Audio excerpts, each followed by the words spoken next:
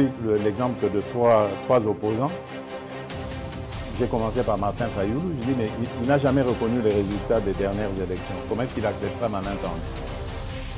Moïse Katumbi était prêt à faire la même chose. Il avait même fait la même chose, mais grâce évidemment à la pression des siens, il a accepté qu'il rentre dans les institutions, mais lui reste borderline.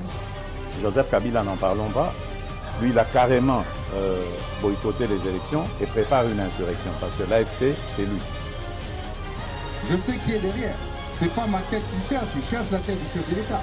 Et qu'il sache que je ne vais pas reculer d'un seul pas. Mesdames et messieurs, bienvenue sur le Bélia Peuple Télévision. Bozola d'émission Nabino le Bélia Écolo. Merci de nous avoir choisi pour vous informer. Nabi que Borozala déçuté parce qu'aujourd'hui, notre invité aussi, c'est Mwanamboka Pascaline Kassongo, comme Neto Epsakibino. Elle est convalescente, mais elle a voulu renouer avec son travail de communication et nous la remercions pour avoir honoré notre invitation. Avant là, nous savons, mesdames et messieurs, le sujet au Yotorolobela Lelo, Botikana, Zulabino, deux secteurs au Yotorolobela peut-être prochainement, mais Tokolobela quand même. Il y a Liboso, la communication, il y a ministère, il y a santé. Le ministre de la Santé, la RDC n'a jamais construit un seul hôpital depuis 1960. Depuis 1960, la RDC n'a jamais construit un seul hôpital. Il faut reconnaître qu'aujourd'hui, les choses changent. Avec la construction de 1000 centres de santé, dont 300 sont déjà livrés et en phase d'équipement, nous assistons à une véritable refondation du système de santé en RDC, ajoute-t-il. Parmi ces projets emblématiques, l'hôpital général des références Otobinga Mamayemo, autrefois considéré comme un mouroir, se réinvente aujourd'hui. Il suffit de comparer l'avant et l'après, vous mesurez l'ampleur de ces transformations. Des établissements tels que l'hôpital général de Mbujimaï et l'hôpital général de Kananga témoignent également cette initiative. Elle représente une évolution significative dans le secteur de la santé, visant à améliorer ainsi l'accès aux soins et à renforcer les infrastructures médicales. Wana Liboso. Fatia ya tongi 1000 centres de santé, 300 déjà, et Sili bazo équipé yango. Deuxième solo auto solo là, mesdames et messieurs Mikolo Koya, il a fallu 17 ans pour que Miba ait renaître de ses cendres. Miba ait connaître de très graves difficultés financières. Et qu'il y ait même une cessation de la production entre 2008 et 2011, Miba va produire les sous-soutés. Et charges sociales, taux d'aide sociale et Komaki Bongo, plus de 150 millions de dollars. Il a fallu que le président Félix Aya, pour que Miba Lelo fasse disposer les 50 millions, na 70 millions aux Océans pour la relance nango. Mesdames et messieurs, on en parle peut-être prochainement. Mais Lelo Togolobe la folie à Kagame. Kagame qui a voulu donner une leçon de la démocratie. Kagame qui remet en cause la légitimité du président Félix. Kagame qui pense que c'est le président Félix qui est le problème. Entre le Rwanda et RDC, le président Félix a répondu aujourd'hui. La réponse du président Félix aussi, à répondre en France, à répondre aux États-Unis, à répondre à Kagame, Oyo Linga a négocié directement dans M23.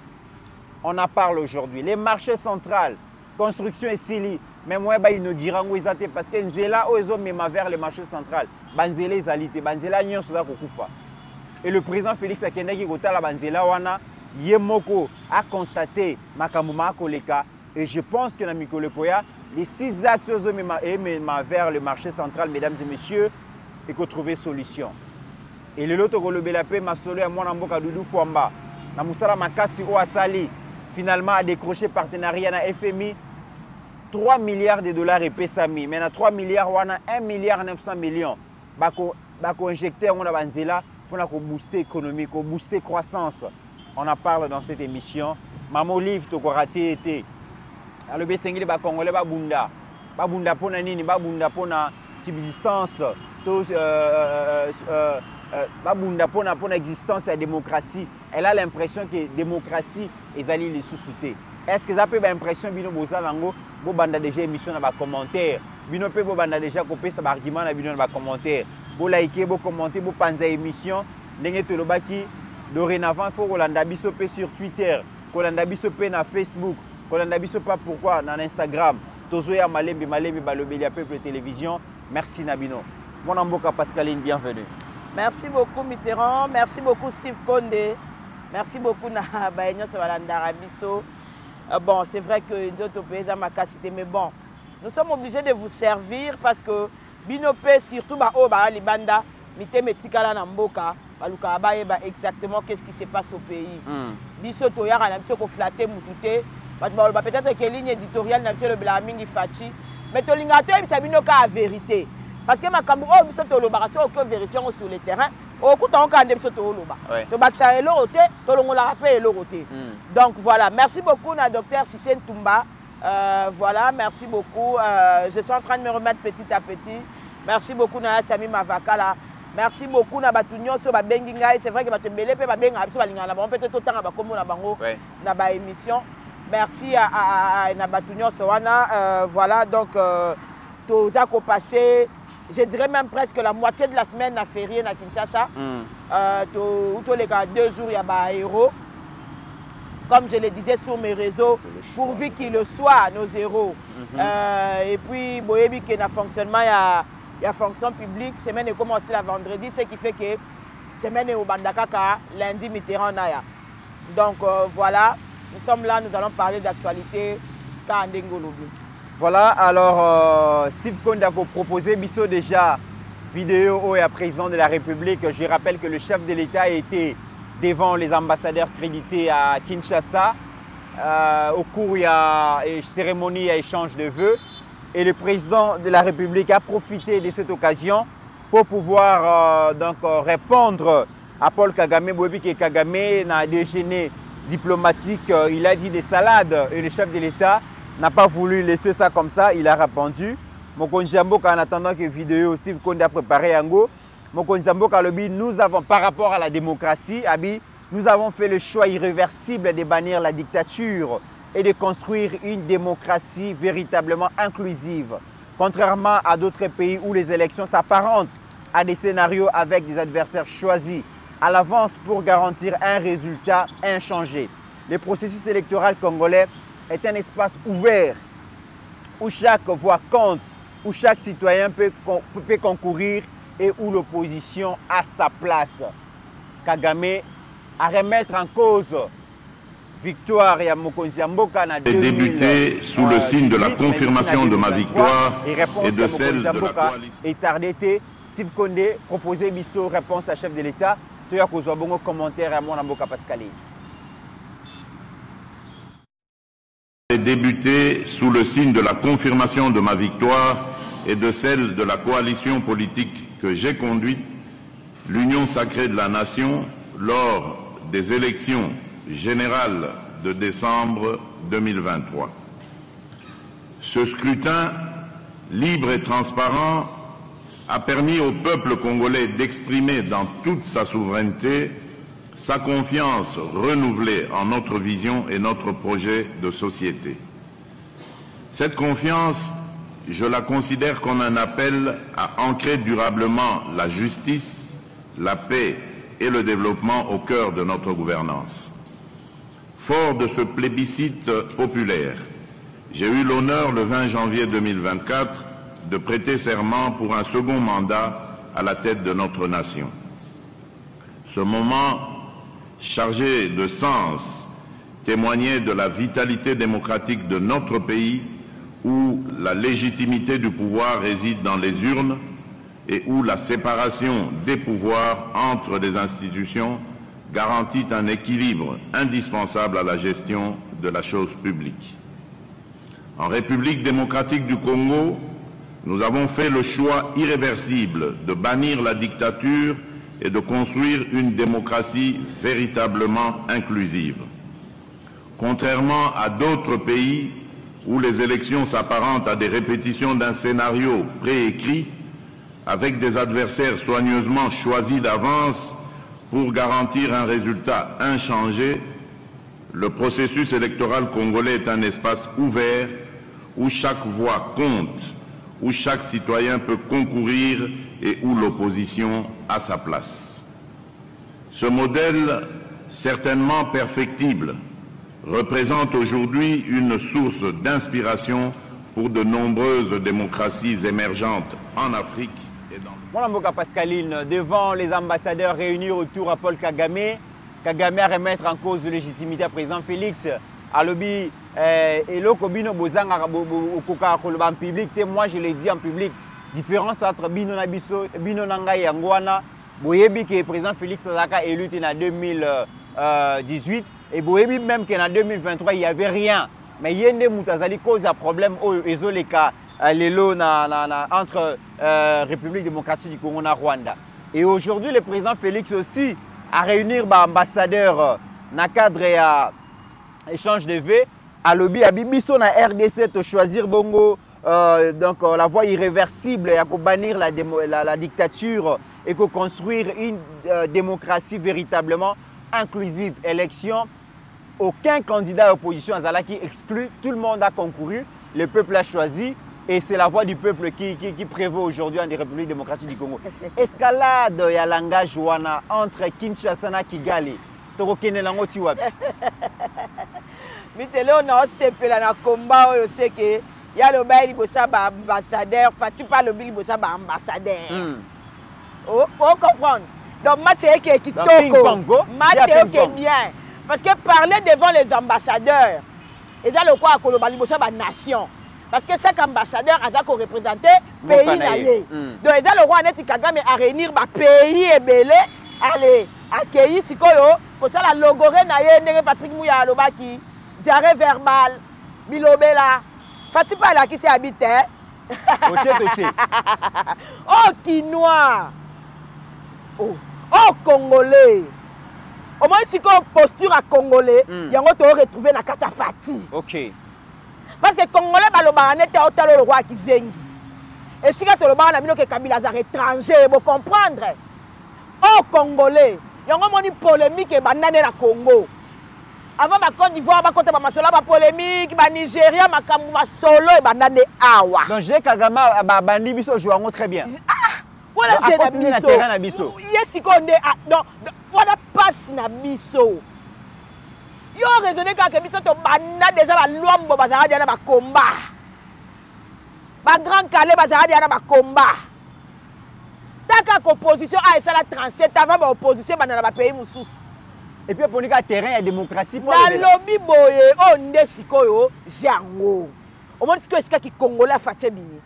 Au Congolais, partout dans le monde, Congolais, tout le monde, Azaya Lubumbashi, Azala Moulouba, Congolais, c'est le lobby, na efa zongi c'est là yo.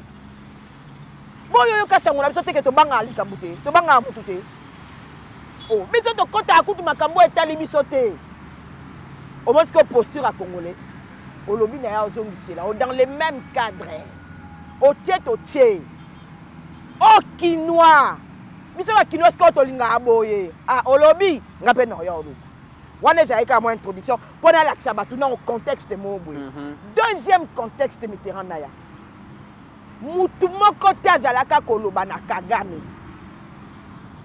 Kagame a vu adversaire ya taille na ye, si pas koleka ye.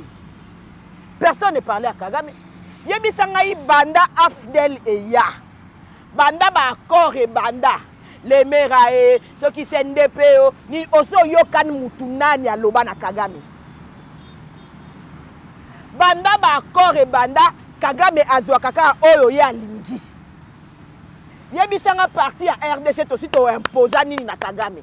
Parce que accord et la kisi yo lobi nga pe na lobi to sali juste milieu. To trouver terrain d'entente. Yebisanga yi na ba accord nyonso na yo kakeza ceux qui 52 ceux qui 57. La part de la RDC Zarani.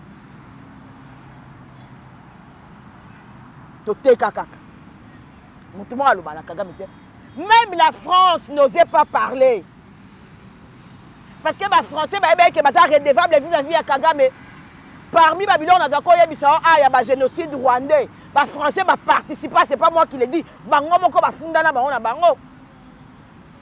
Et là, les seuls mots na goma que tant ba Rwandais ba kimara kotoyo, ba Français ba ebisa ba mbozonga, c'est comme ça même que ba Hutu ba kufa. Ba Français ba za ko le ba na Kagame te parce que Kagame a ko présenter bango génocide et kanga bango munoko. So lingi tela film mo za ya soki hôtel Rwanda elo mo abongo.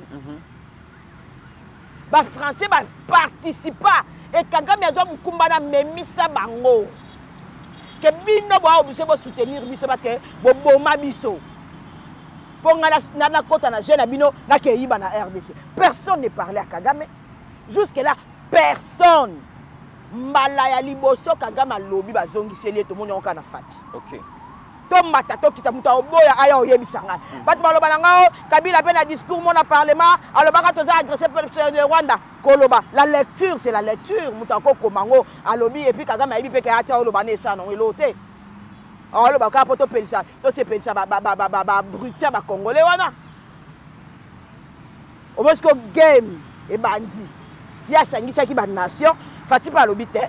Yo so sangisa ba nation pour lo bana bango. C'est que nga pe fona sa nini. Fona sangisa pe ba nation.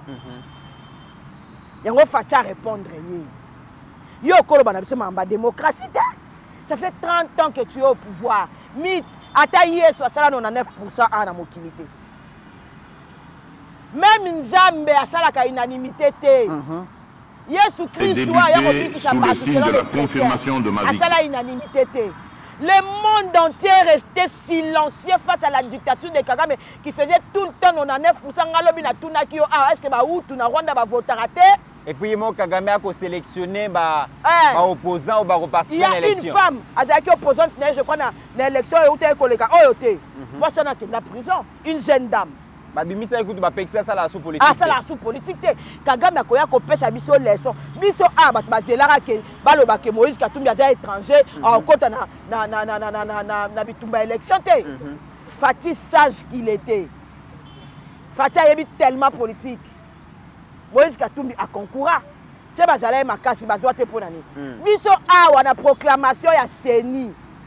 Et ça na batu oyo na ba mboka o Moïse Katumbi a demandé ba 98%. Yo yebi yango te na Katanga. Na Katanga ezala ba kwe oyo na ba manyema ezala ba kwe oyo ezala batu. Ezala kuna mutu moko batu bazala sous-estimer pasteur moko bo sepe nini. Kota ba ituri kuna abima na ba 99%. Na yebi ça ozo bosa na kombo na. Je me souviens très bien. Oui.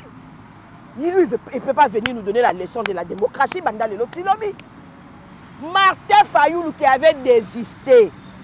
Alors, il y a eu une élection parce qu'il a truqué, parce que Kadima, parce que Seni, parce que na Soukanango, Martin, Totikaye, a une élection. Totikaye, écoutez, parce que qui peut droit na ye, est libre. Elle est libre. Basango. Oh, les gens ont protesté, mais ils se fait en salle. Vous voyez qu'après l'élection, Monseigneur Cholle, si je ne me trompe pas, alors que Bangomo Bamona, qu'un candidat avait réussi largement. Baloba yango.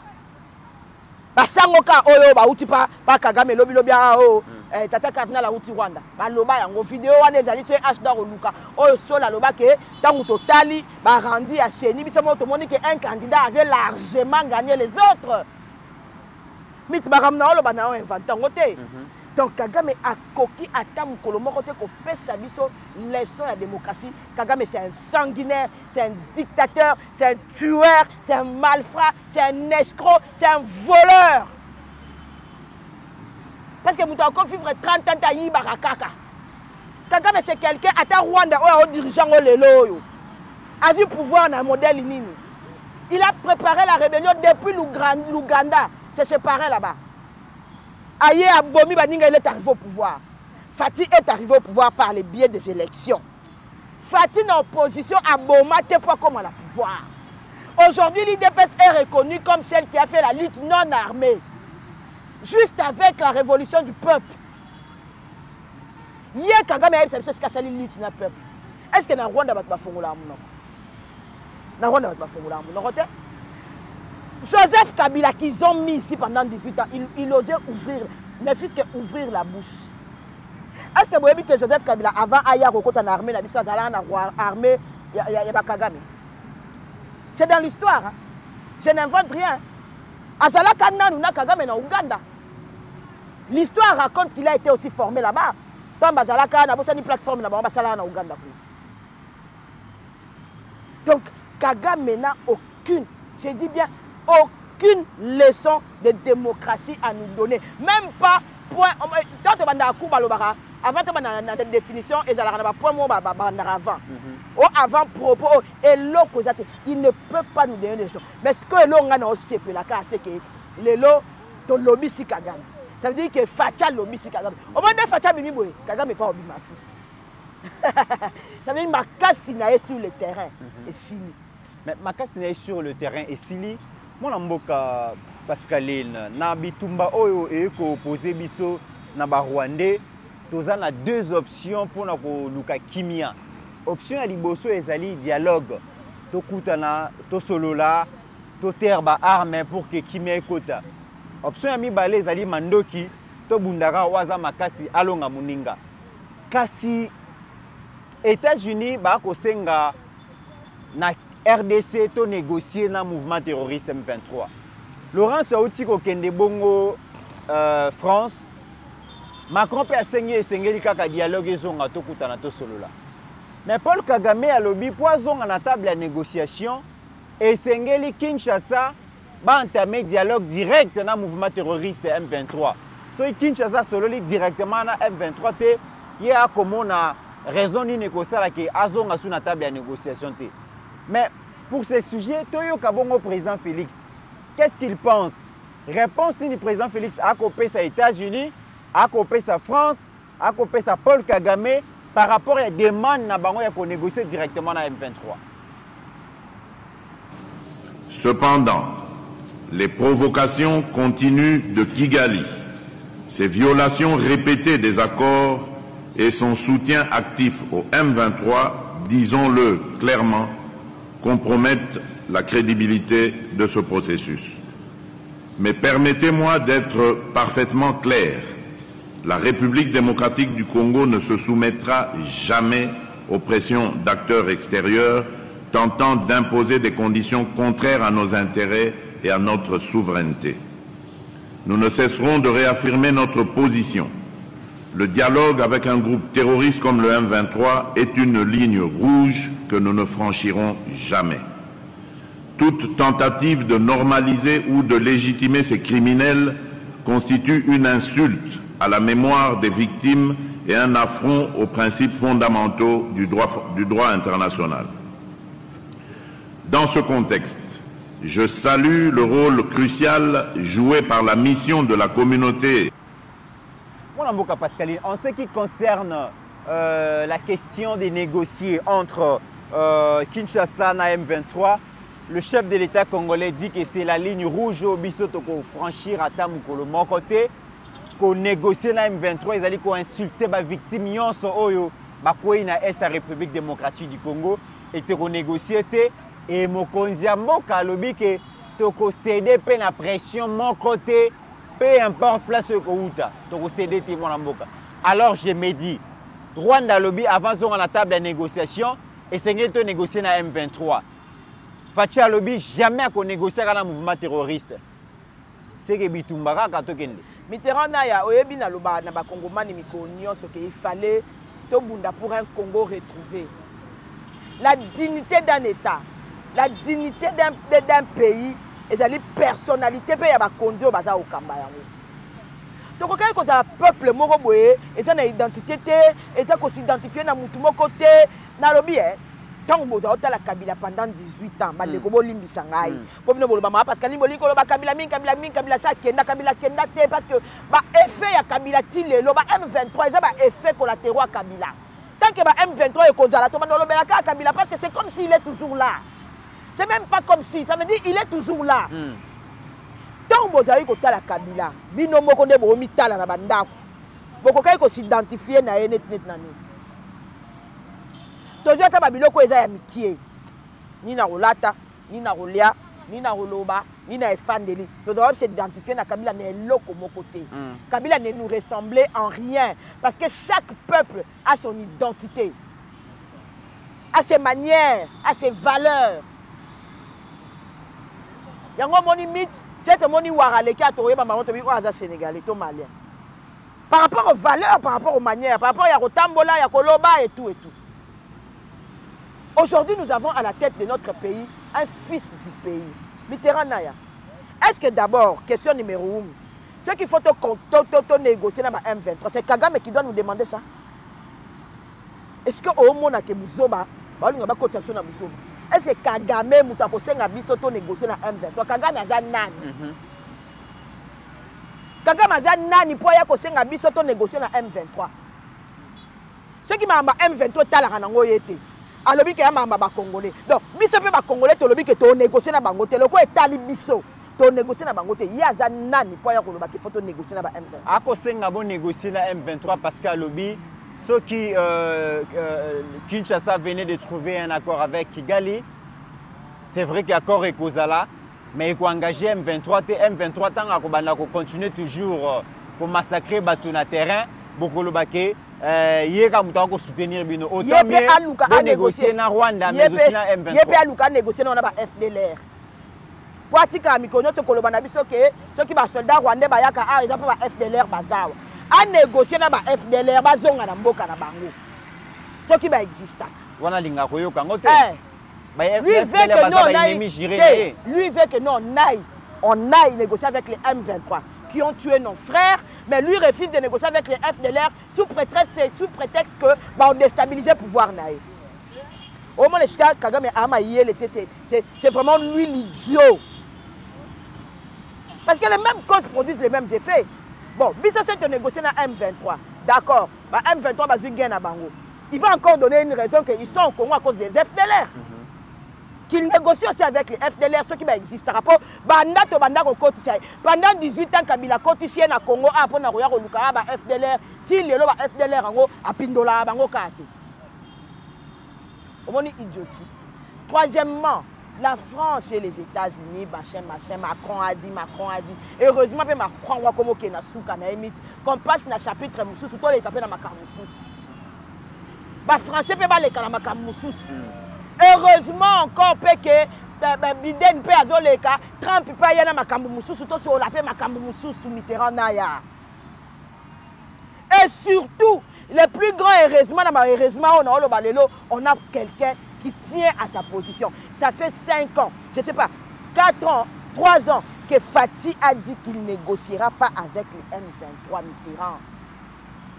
Au moment où Fati négociera avec les M23, les longs d'échange à Combo, des commencent sous mouvement moussous, des guerres commencent sous ma casse.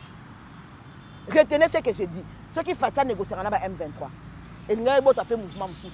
Parce que accord, il y a Congo na CNDP, il y a un bon mouvement à M23. Comme il signé un accord le 23 mars. De cet accord-là est né le M23. Accord où il fallait même la solution, mais il y a un M23. Ça veut dire que c'est un Fatia qui a négocié le M23 et au bout sous mouvement. Ils vont changer ses mains de tête. Ba obenda, de ba benda kunda batoire accueilli, ba bendi ba auto yebi awa, ba bimisi ba tumususu. Ça sert à quoi? Yango Moni Fati, tant qu'il a tenu, il a dit que je ne vais pas négocier. On va faire la tête au M23. Yango PPC bango pas s'il y a quoi avancer. Parce que tant que le président de la République tient, le peuple aussi tient. Et là déjà, tu as la lésion dans le foyer, il y a résistance au M23 à Kokuta dans l'Angola parce que tout le monde a bouté comment est-ce que la population a mobilisé, la population a cotisé. Azo somba biloko ya kolia, ako somba bilamba, azo pesa don à FRDC. Tout le monde a que la guerre devient de plus en plus populaire, mais pas seulement populaire, la population soutient le FRDC na bitumba oyo et déjà tant que M23 na Rwanda ako mona yango bitumba oyo peuple a kota kate eza bitumba oyo ezaka facile, mais bitumba oyo peuple a koti peuple yebi ke mabele o eza ngana défendre le M23 zobunda na ba soldats azobunda lisusu na peuple, ce qui rend difficile d'avancer sur terrain. Mais Kagame est conscient de cette réalité. Na Est, on attendait que ça. Oui, que pendant 20 ans bato Est ba souffra parce que ba kokaina ba on se révolter contre ba M23 contre ba CNDP te po ba yebara déjà que Kinshasa azana batuana ba yebara que Joseph Kabila azana ngotani aza izingotani. Aujourd'hui, ça résout. On m'a dit déjà que Boloba tu sais que tu as salé l'autre, tu sais que tu as bundate, kende na Goma. Si les gens exploitent, tu sais que tu as salé à Goma, ils vont tenir la tête face au M23. Bah toi, est-ce que balinga bongo, balingi que le président tienne face. Akanga motema atika la kana position na ye. Donc ba supporter la trahison. Yango omoni moindre officier militaire ou a trahi so ba yebi. Et sili. Basili yango omoni mukolo Félix a changé position. Ba toi est ba déjà voué. Parce que biso na est to lingi na position wana. Faire face au Rwandais. Faire face au Rwanda. À Kagame. Nande Ounde tout ça là. Les gens de l'Est, bazali koluka quelqu'un à sommet de l'État oya ko tenir face au Rwanda. Parce que c'était une humiliation pour nous chez nous, à Goma, à Bukavu, de voir que des Rwandais devenaient des généraux, ils étaient en train de nous dominer à Goma. C'était une humiliation. Parce que Batouana, donc aujourd'hui, nous à l'Est, nous soutenons Félix Tshisekedi. Parce que finalement, après autant d'années d'humiliation, il y a quelqu'un qui tient face au Rwanda et qui le dit ouvertement. Yango moni na Est va soutenir Félix Antoine Tshisekedi. Yango moni na Goma Bukavu tout ça là va voter Félix Tshisekedi, to va voter qui est. Parce que c'est tout ce qu'il recherchait. C'est OK le local tout na garçon Goma Rwanda. Mutu mota oloba on a ndenga malamu. Nous on a été avec vous à Goma. Ba dénigrer bango. Mais ces gens là sont venus, ils nous ont assujettis. Ils ont massacré les jeunes à Goma. Ils échange et tout, côté insécurité. Ils sont là,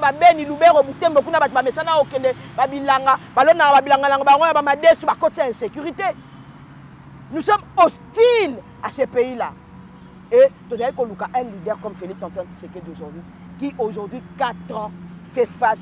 Félix Tshisekedi est resté constant. Il a dit la même chose. C'est vrai qu'au même moment, avec Luka, Dengeni a négocier, Dengeni a pallier, Dengeni a la diplomatie, Tokoiko Solola, Tokiko Salikambo, au même moment, il est resté sur sa position à négocier dans la M23T. C'est une coquille vide. Mais la commémoration, il y a 24e anniversaire assassinat, il y a Musée Laurent Désiré Kabila, Marie-Olive Lembe, dans la Mausolée, Bimi, batendre le micro. Steve Konda, donc je pense extrait reportage Joana Marie-Olive Lemba lobi ba Congolais sengeli ba bunda pour la démocratie parce que a l'impression que la démocratie est allée les sous-souter moi na mboka. Mais il n'a pas passer Guili raison lelo. Je ne sais pas. Mais en tout cas, je pense peut-être qu'à l'avenir, il faut qu'on interpelle cette femme là. Oh.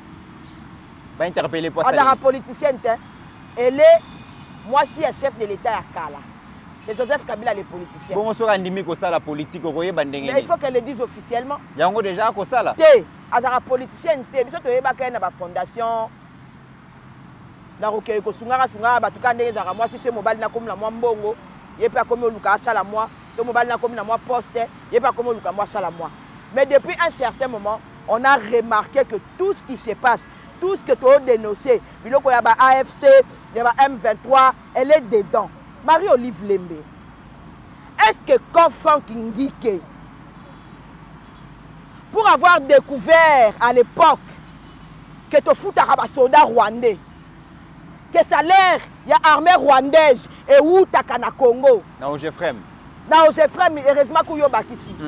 Franck Ngike, quand vous avez la démocratie, parce que selon Olive Lembe, on est dans la démocratie, mais cette démocratie est Koufi. D'accord, on est d'accord. Mais quand Franck Ngike, dans un État démocrate, que Joseph Kabila, l'homme le plus excellent, selon Marie-Olive Lembe dirigé, avait découvert que Bisso Awa, armée rwandaise et Foutamaka, Nambon on a Bisso.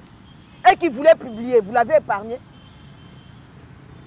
Bana Franck Ngike, le wakon ba maman, on a TikTok comme ça au Landangai. Ba réclame la justice qui est là. La démocratie à Joseph Yamobal et à Marie-Olive Lembe. Bah épargne Franck Ngike. Marie-Olive Lembe. Quand Chebeya avait découvert l'affaire Boudouja Congo,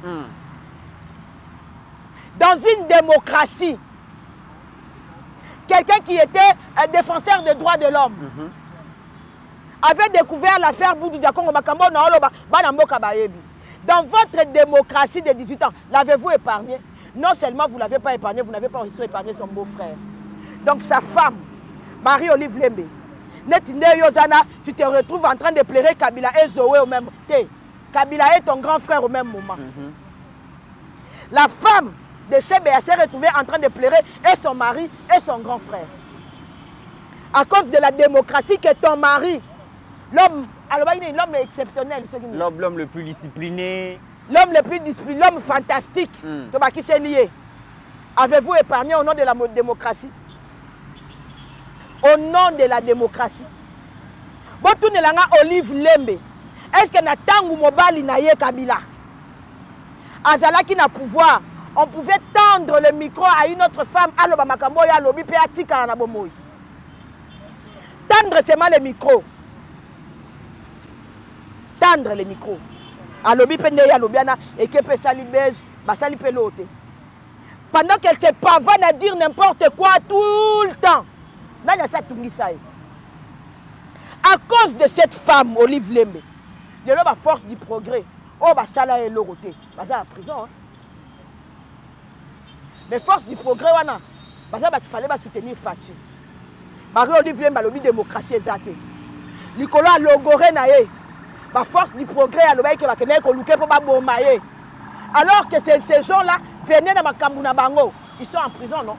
Est-ce que dans l'époque il y a Kabila, oh, il y a une démocratie. Babéré rouge, on se retrouve dans la prison. Babéré ni vert rouge. Vert rouge. On se retrouve dans la prison.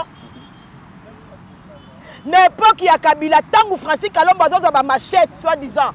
À quel point ça va dans la bandale, oh, il provoque un coulou dans l'autre, oh, gérer l'eau. Francis Kalomba à la prison. Elle parle de la démocratie. Mais les exemples sont multiples. Ata Franck Diongo na Rwanda lelo c'est Marie-Olive Lembe bazo ba démocratie fois seka. Ata Fayoulou c'est Marie-Olive Lembe bazo ba démocratie fois seka. Nous on aurait même appris que c'était elle la plus mauvaise. Il semblerait même que certains coups c'est elle qui est descendue et qui a ordonné à ce qu'on descende les gens. C'est cette femme qui vient nous parler nous de la démocratie. Démocratie où on insulte Tshisekedi Tongo midi pourquoi sur les réseaux, sur les télés. Est-ce qu'Olive Lembe peut nous parler de la démocratie? Maman Olive, démocratie. Oh, bino bozaka nango ya munene. Ndepe kisaka yo, otonga mama yemo. To opesa Kabila conseil atonga mama yemo yango tonga ka chip. Est-ce que maman Olive, démocratie? Mutu et salaka ke na village wana su comme na Sud Kivu. Ti lelo zaka na procès, batu basela ka kuna, batu bakufa kuna. Abomisa batu kuna. Poka ka fallait yazo mabele wana. Ce que Olive Lembe telemi alobi mabelo eza yanga, eza ya ye mutu encore contesté te. Batu bakufa kuna. Ti lelo procès wana ezela ka ke répondre. Na démocratie na bi. Pour Olive Lembe lelo ya oloba na biso ke démocratie ezate. C'est démocratie dans la mythe Kingaka Tsekanga. Très bien. Alors, Torota la paix descente à Mokonzi Mboka, Lobia Zalaki Bongo. Je rappelle que Moule Betaki Makasi na Ngumba Mboka Kinshasa et après, sous la pluie même, le chef de l'État a visité le marché central, mais il se fait que le marché central est ici, la construction est ici, c'est un bijou, mais il est accessible parce que Banzela Nyon, sur les qui est vers le marché central. Et baby tellement makasi que moyen pour accéder dans le marché zate. Tout le reportage Joana comme ça, tu as cause bongo analyse à moi Mboka Pascal. Le président de la République a débuté sa visite par l'avenue Kassavubu dans son tronçon compris entre l'avenue du Commerce et Roi Kadingi autour du nouveau marché central. À pied, les chefs de l'État a vécu les calvaires des automobilistes et piétons de Kinshasa. Des tonnes d'immondices jonchent Kassavubu, Wakadingi et Bokassa, principale voie qui mène vers le marché central. Des caniveaux entre-ouverts et non curés. Des nids de poules parsèment toutes les avenues dans une odeur nauséabonde. Le marché central nouvellement construit est inaccessible. Le chef de l'État Félix Antoine Tshisekedi Tshilombo a fait les constats malheureux sur l'avenue du marché, l'avenue de Marais et l'avenue de Plateau, méconnaissables et envahi de bout à bout par les vendeurs.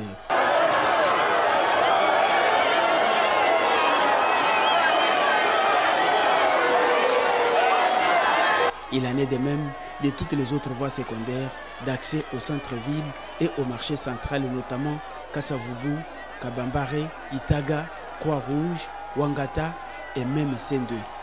Encouragé par la population, le président de la République a vu de ses propres yeux cette saleté et a échangé avec la population.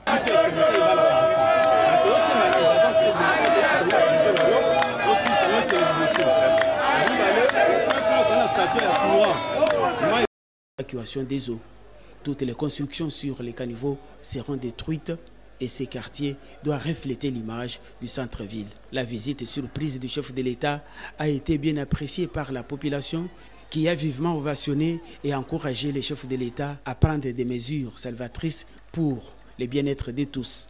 Présent dans cette tournée, le gouverneur de la ville de Kinshasa, Daniel Bumba, en a profité pour présenter au chef de l'État le projet d'infrastructure routière en cours de réalisation dans la capitale.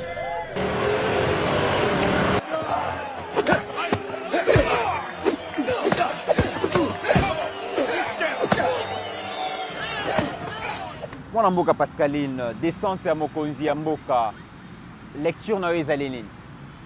Na sepeli na onde pe mbule betaki. Pour aggraver la situation. Gouverneur alobaki déjà que mboule énerve. Ça l'énerve. Dans ce mboule beta énerve. Mboule betaki bien de betaki. Et que beke kundo la pe bimisi pe situation qui ntasa onde ezalaka. Fati pa lobinga pe malgré mboula. Nakoya kaka. Pour parce ba kombola e kasavu na mona déjà kota ba kasavu kuna ba kombola i déjà. Donc mboule surprendre Ngobila. Et pardon, de Daniel Bumba et le président Félix va surprendre Daniel Bumba. Mais il faut changer la constitution. Normalement, le président Félix doit être dans Oya en train de régner et de donner seulement des ordres. Parce qu'il y a un gouvernement national, il y a un gouvernement provincial, il y a un gouverneur de la ville et il y a tout ça. Mitterrand a moi na Tchangwa. Batu ba yebi pa mso na Tchangwa baza. Et la bonne nouvelle est que Nzela Matankumu ba ko sala yango. Merci. Ko bimati tribunal. Ko biso to yeba Matankumu ane zara venir munene. Zo sala yango déjà. Et puis tout le long de Matankumu zara ba villa, et go na sans fil. Pour na sans fil ba senzi ba zara raté. Tant biso to kola to zara ke zando. C'est to uti changu. C'est bokoti bokasa. Et zara na place mo boye ra eleka, je crois à Croix-Rouge wapi. Il faut c'est bo dendi place wana. C'est beaucoup tizando. Vous comprenez? Tu as dit que arrêt à souka, faut beaucoup ta Rwakading. Moutoir souka, ok, qui est na Rwakading na souka kuna tangu bis et linge baluka, pour kota kasavu. Bana changu baola na ba imam na olu. Rwakading wale zara venir munene ara polele. Ba bis ya, o ekizonga ba kimbanteke, ba njili, ba yolo pe je kona ba rompenga bezara au telemana. Mititolala to la mukaka Rwakading ebunga koma wenzi. Babandaka na mwa muta biscuit a telemi ti muke mitukele karasu ni na Rwakading ni na Bokasa ni na Kasavubu nyoso wana ekoma wenze biso tozaka okezando bokena mutuka pe abo parquet bokotizando commerce o mona commerce ezala zando te période wana kala na oyo ba commerce ezala mingi ba magasin ya ba kinkalerie, enfin les souvenirs sont lointains, mais les gens vont bongo. Mais qu'est-ce que je vais te dire par là? Tu as dit souka na Kabila. Pour y être tickete, pour y être comme si sur la situation. L'isolo na obetelo ya mutu keza o kota na zando. Na 1997, tant musée azoya. Malgré Zaïre ezaki na situation zalaki. Ba 207 ezali na kokota Rwakading. Joseph Kabila zi pouvoir en 2001. Des ans de mon situation de Komiwana. Kato est tondi plein, Louvre est tondi plein, Rwakading est tondi plein, avenue du marché plein, Nagnos plein. Kabila Moutaté sur la situation. Cette situation-là démontre la situation sociale. Parce qu'on parle du social, que Kabila a mis ses peuples. Ça veut dire pendant 18 ans, Congolais sont comme un vendeur. Pour Nini, entreprise, il y a l'État. batombola te, entreprise publique ata moko batonga te, ba entreprise nyoso ekufa privé pe ezaki ya malonga te. Yango ba mama nyoso, ba papa nyoso, ba bima, ba kenda kotona la bazando ka te. So koti Gambela, Éthiopie oyo tina 2000, tozala ko leka Éthiopie. Donc Gambela ka zi pouvoir. Éthiopie koma wenze bandati na suka. Ba venir ba sport, bani tous les avenirs qui sont marchés à Gambela. Et comment ba wenze? C'est là où batu bakomaki koyemba, ba mama ba koyemba na ba matanga teka mombongo na yo. Mibali yale basala kate. Voilà, pour entreprise ezala kate. Mibali alelo okoya kobamba liputa chinois. Entreprise pendant 18 ans exact parce que situation oyo facha kuti yango. Oh batu ba oteka tie nesika okoteka te. Lelo so okena DGD hein? T. Oh ezala contribution. DGRAD. DGRAD T. DGI. DGI. Batu bazo teka ti le long ya bureau ya l'État. Donc, COP comment survie à Congolais. Donc, sans COP, on va devoir bicate. Entreprise nous sur l'État, entreprise nous sur le Barana Kingabwa, entreprise nous sur Moussale Zate.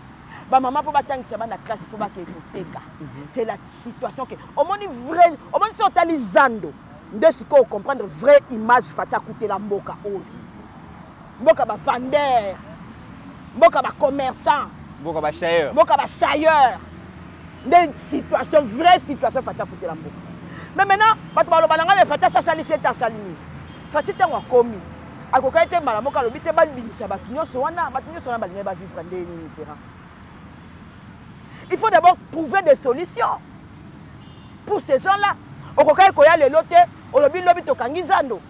Fatia lobité. Il faut trouver les noms bateaux solutions. Solution Zanini, Totongana nous zando yango, de telle sorte que au moins la moitié de bateau ne soit pas balabala. Bakoki koko tata na katazando yango. Aujourd'hui on parle au moins de 60 000 places. Parce que on koki ko benga na batu tete on trouver les bango na solution te mythe. C'est vrai que balanga babi marché pirate ezala partout mais on a zando lekaki. Ba rumbu mobimbe comme zando. Batongi zando. Batongi zando siko na lobaka likambo moko a période ngobila zana ngana bi ngobila atongi zando mais nzela ngo ya kokende zando eza wapi batala nzela bo nzela nyonso koma wenzi babite photo binisa ba parce que ça prend un intérêt na bango pas seulement comment wenzi mais ebeba mais mythe est-ce que ceux qui ont teka ngana oteka wana oteka na poka biso nyonso tozi poubelle na biso toteka to sali nini totikika wana mbula peso ebeteye esangisi mabele na poubelle wana ekomi potopoto okanisi que c'est eloko esalami bongo pendant 5 ans résultat nini ebi ma place wana c'est dans cet état que Kabila nous a laissé. C'est dans cet état que Kabila nous a laissé. Ça veut dire lorsque Fatih va il se promène là c'est l'état dans lequel le pays est. C'est ça la vraie image du pays. Ça veut dire que les lots, ceux qui mboka et sali la société, comme au sala, comme ils engagé au moins 2 ans les gens vont là-bas pour chercher et que nous survite. Il y a une solution qui il faut chercher maintenant l'accessibilité la salle. On a voulu négocier avec ces mamans-là. Mais comme la force est à la loi, il faut maintenant s'imposer.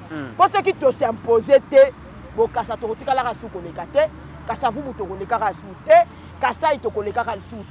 faut l'État à s'imposer de telle sorte que Banzela n'est tongama. Parce que si c'est 60 000 places, et là, on va que la banque primo raisonnable.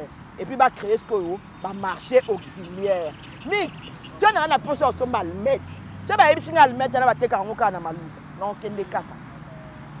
Maman, on passe au biso to teka na balabala po mutu ko hotel maka sombi abatete mutu so aza poso sombi loko a Rolanda ngoka esike zali. To lo ngaka to kino somba na Dubai poani. Voilà. To zo la ngutu ba avion. La force est à la loi.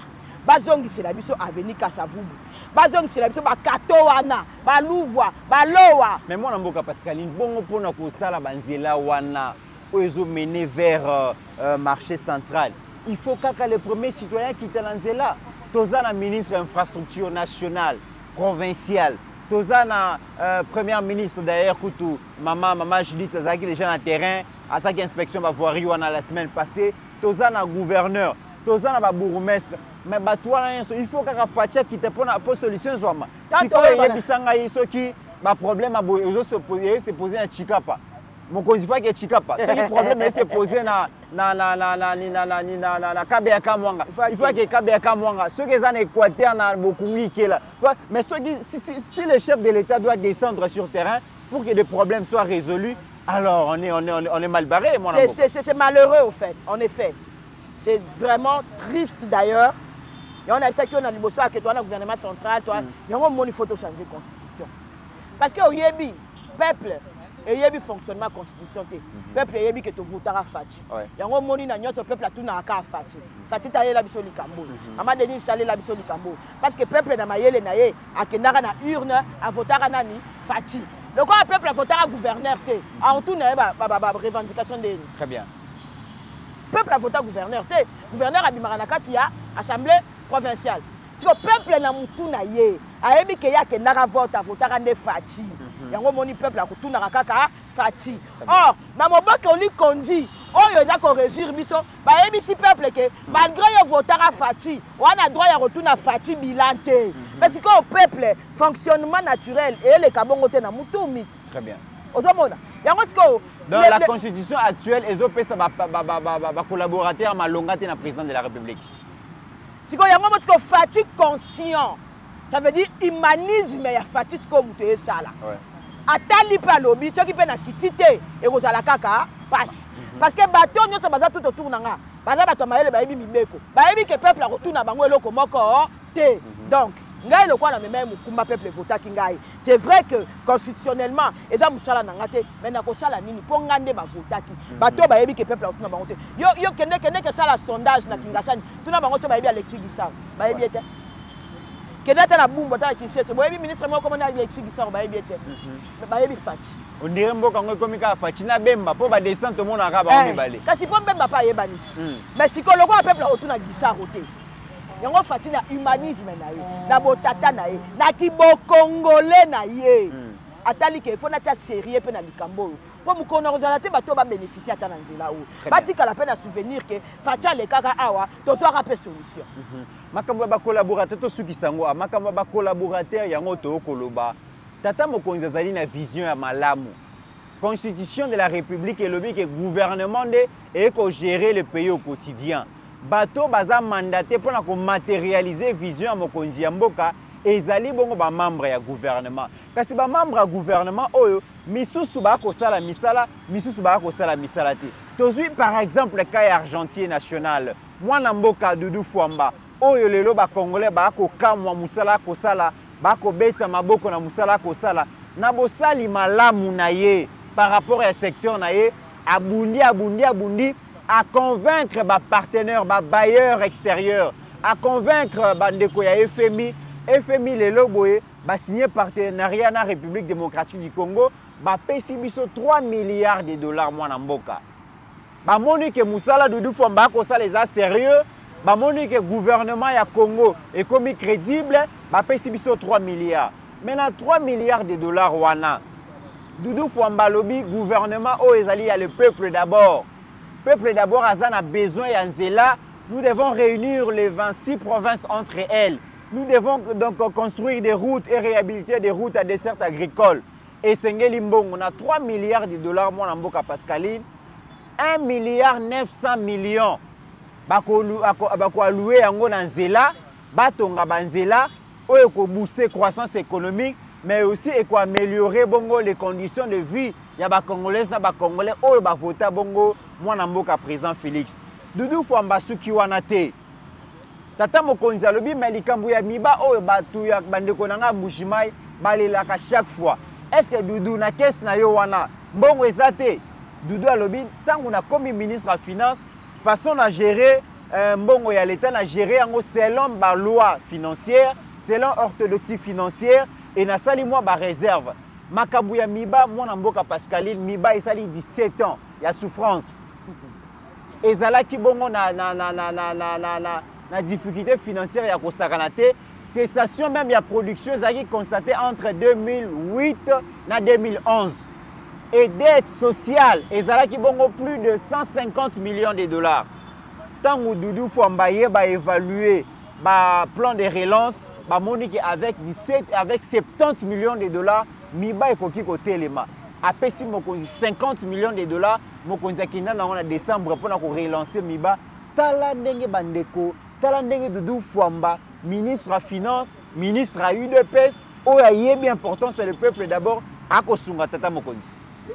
Quand tu parles de la Miba, j'espère que les téléspectateurs vont voir que je suis émotionné. Parce que les obo apprécier maman Pascaline. Binonio se bolinga à travers le monde. C'est l'école primaire et la base ya maëlle. La Miba m'a légué ce que je suis devenu aujourd'hui. Dans mon école du poste Miba, certificat d'études primaires 1992-93. Nous on étudiait à la Miba gratuitement. C'est-à-dire que la Miba était capable de faire étudier les enfants de ses agents dans l'école Miba Tongi gratuitement. Si on pose moi la question, la Miba avait combien d'agents? Ce qui Miba a qui a 1000 agents, supposons, et que 1000 agents, là, qui a chacun 5 enfants. Donc la Miba prenait 5000 enfants à charge dans ma Kambouya classe. Gratuitement. Et quand je dis gratuitement, ils ont aucun classe T. Ils ont aucun des classes. Au coût à cahier, bic, latte, compas, livre à géographie, livre à mesure, livre à mathématiques, livre à école. Yo yaka classe car na uniforme. Peut-être na sac au dos. Tout au coût à ma école. Ma parents va ça rentrée scolaire. Est-ce que vous comprenez maintenant? Batanga l'école du poste c'est ba la manga. Et non seulement on avait le droit d'étudier, on avait même un dispensaire. Ceux qui dispensaient et qui étaient à la clinique Miba. On avait même droit au loisir parce qu'il y avait le club Miba. Oui, il y avait les baskets, la natation et machin. Donc quand tu parles de la Miba Mitterrand, tu parles à quelqu'un qui a connu la Miba. Surtout que moi, je n'étais pas enfant d'un agent Miba. Papa a qui fonctionnaire à l'État. Mais d'où il fonctionne à Yé. Il restait à la Miba et nous profitions des avantages de la Miba. Parce qu'on a en tant que moi la fonctionnaire, je me demande maintenant les familles Miba elles-mêmes avantages. Moi j'ai vu un droit. Miba ça ça ravitaillement, ravi.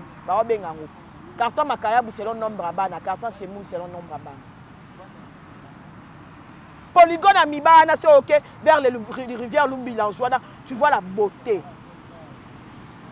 Ville Miba, tu as un jour couru qui n'a raté ma c'était asphalté par tout le pouvoir asphalter les bazons qui asphalte et tout. Mais mythe, bon le but au Kabila. 300 millions de bimara pour la relance à Miba. Mitterrand, vous parlez de 17 ans. Mibe Koufa tant musée Laurent Désiré Kabila. Mibe Koufi vers 96, 97 tant Laurent Désiré Kabila. L'effort de guerre. Alors sur 50 millions. Nakati à Miba. Les derniers PAD valables de la Miba, je crois, à 6e primaire. Après Moukamba, qu'est-ce qui est devenu la Miba? La Miba, tu as 30 ans. Donc en 2027, ça va faire 30 ans que la FDL est venue, non? Donc 27 ans, quand vous parlez de 17 ans, on dit 10 ans, que les agents Miba et leurs familles sont en train de galérer. C'est de la peine. Mais bravo à Doudou Fwamba. Si c'est seulement, on nous avait dit que c'était seulement 50 millions qui pouvaient relever la Miba. C'est que Miba faut être tellement bandakala. Pour 300 millions et bimamba na mbala awa. Qu'est-ce que Kabila n'a pas promis dans l'élection de 2006-2011 dans relance à Miba? Et puis il faut savoir relancer la Miba, ce n'est pas seulement relancer la production. Il faut payer tous ces papas-là qui attendent charge sociale, qui attendent des comptes finalement l'État pour l'État réhabiliter Bandakouana. Bravo, cher ministre. Maman, le baiser belé. Ça veut dire qu'il y a lobby le quoi enfant Miba. Et je crois que le ministre Doudou Fwamba est parce qu'il fait partie aussi. Il y a Nani. Il y a côté Kuna. Donc, je parle avec beaucoup de larmes dans mon cœur. J'aimerais que le Dieu d'Israël me permette de vivre un jour dans Miba. C'est ici que j'ai passé mon enfance. C'est ici que j'ai fait mon école primaire. Très bien. Mesdames et messieurs, c'est par ici que nous mettons fin à cette émission. Merci Nabino. Mais je vais finir quand même l'émission dans un message à Bandeko ya Okatanga. Babinginga ebele, Bandeko ya Likasi, particulièrement. Bakole la insécurité grandissante. Balobi ceux qui moulent les bandits kota ndenge zokota boye. Bako banga. Bazoko mituna est-ce que lobi toko la muka. Parce que babandi bako kote la batuna bandako. Bako semer terreur, violence na désolation. Basengi na gouverneur ya Okatanga atali la bango likambo oyo insécurité oyo ke nango wapi l'état esengeli à s'imposer esengeli à garantir sécurité ya batu na ba bien na bango bandeko ya Likasi bandeko ya Okatanga bakolela province ya Okatanga gouverneur tala no ba makambo wana parce que ezo sala mwa pasi na pesi mbote na bandeko ya Mweka bino bolobaki ke bolandaka biso mingi en tout cas mais to bois ki sarabino. Je vois ndeko Benjamin Woto ope abenga kingai na pesi bino mbote bandeko Mweka na Chikapa na Kasai vraiment to pesi bino mbote to lingaka bino mingi to yebi ke bolandaka biso. Merci Nabino, merci à Steve Konde, merci à mon amboka Pascaline pour avoir répondu à cette invitation. Na yebi ke beaucoup partager émission, beaucoup liker et surtout ba o ba s'abonner na nouté na ba le Bel Peuple télévision. Il est grand temps et à quoi s'abonner et n'oublions jamais qu'au-delà de nos divergences d'opinion politique, économique, mais même sociale, pourquoi pas religieuse, la République démocratique du Congo reste et restera toujours plus grande que la somme de nos ambitions individuelles. En attendant, mesdames et messieurs, portez-vous bien, car chaque jour est une vie.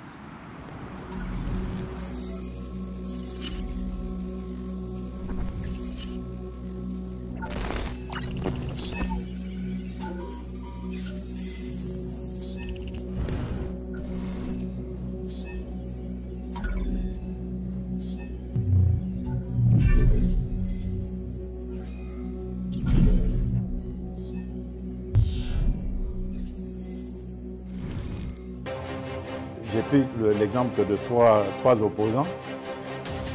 J'ai commencé par Martin Fayoulou. Je dis, mais il n'a jamais reconnu les résultats des dernières élections.